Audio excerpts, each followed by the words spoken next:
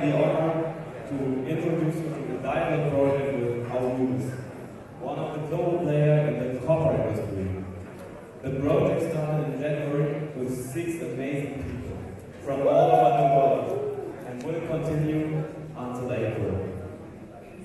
Good evening, everyone. I'm Noelia from the International Relations Department. Today, our special thanks goes to Aurubis, and especially to Mr. Scherhofer, who has been a pleasure to work with.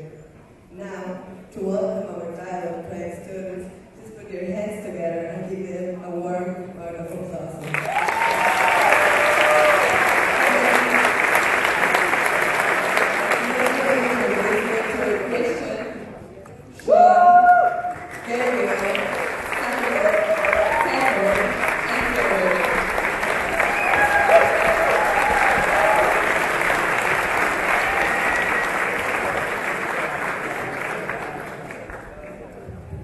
Hello WBD, and thank you Noelia and Arne for that introduction.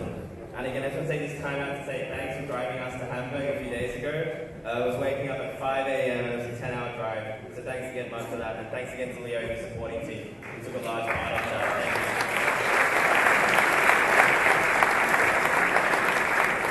Thank you. Awesome. Well, I and my team here, we were working with Aurubis over the last few months actually. And unfortunately, we can't really talk too much about the project which we worked on due to the fact that we signed an NDA.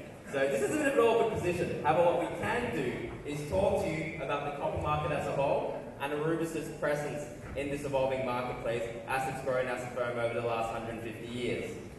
So, moving on. Okay, great. So, seems there's a bit of a delay.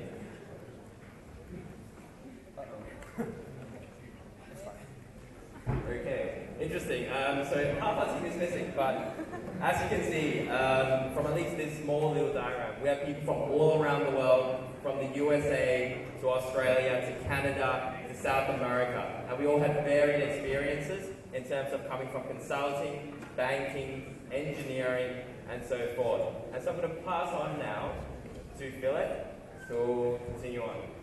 Awesome, thank you.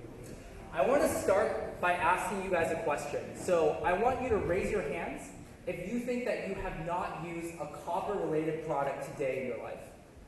Anyone raising your hands? Okay, she's raising her hand. In the words of Donald Trump, that is fake news. But the point of this is that copper is in our daily lives, from everything including wires to our cell phones to airplanes and any form of transportation that we use. And this is because of 3 properties of copper that you can see above. Number 1, high electroconductivity. Number 2, high thermal conductivity. And lastly, high durability. As a result, copper is one of the most important commodities in our world today. As we look at the copper market in general, copper is not specific or centered on one geography or region. Instead, copper expands from developing markets to both developed markets. Copper is essentially the underlying commodity for every country's infrastructure. However, there are various problems in which my colleague Sahil here will describe.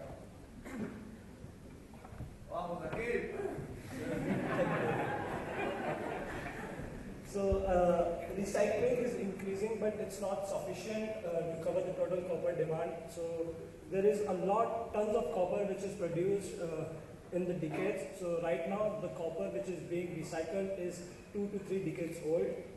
And as you can see from the graph, in 2010 to 2020, the global capacity was 50 million tons, and it's going to increase to 70 million tons in 2020 to 30, but it's still not going to be enough, and the supply of copper is limited. And this is the copper scrap will increase, and the most important thing is the quality of copper. So when we visited Hamburg, so they showed us that they received different qualities of copper and they mix them because maintaining high quality is really essential for the Aurubis company. And as you can see in the slide, the demand in the houses for the copper has increased from 1950 to 2015 because of the electrical wires and the replacement of heating systems and lead tubes.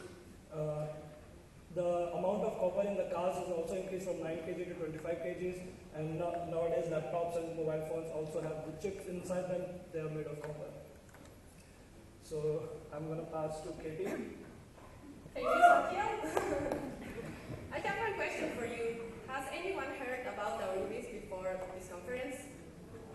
Okay, there are a few ones, but that's really cool because actually a lot of people doesn't know about the copper industry, and Aurubis has a key role in this industry. Aurubis is the world's largest recycler on copper, and is the largest producer in Europe in copper also. Here's a little bit about the history. Aurubis was founded in 1866 under the name of Norddeutsche Affinerie. They have been on the industry for more than 150 years. Actually, they celebrated last year this anniversary, but they changed its name in 2009. They changed it to a new one with innovation. It's the combination of aurum and rubber, what means the red gold, right? What is actually copper. That's Aurubis. But what does actually Aurubis do? Aurubis process raw materials, for example, concentrates or scraps, and turns it into different final products.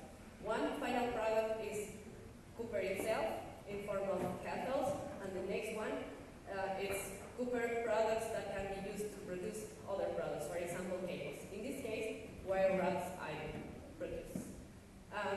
As everyone already told you, we went Tuesday to the production plant in Hamburg, and it was very interesting because we got to see from the very beginning of the process, of from the concentrates until final products. And right now I'm passing to Gabrielle, and she's going to explain a little bit more about Aurubis. Yeah, I have so the company Aurubis has a production site not only in Germany, as we have visited in Hamburg. So we have a production site also in Finland, in the United Kingdom, or in Italy. But the vast majority of the production sites are based in Germany, as you can see from the map.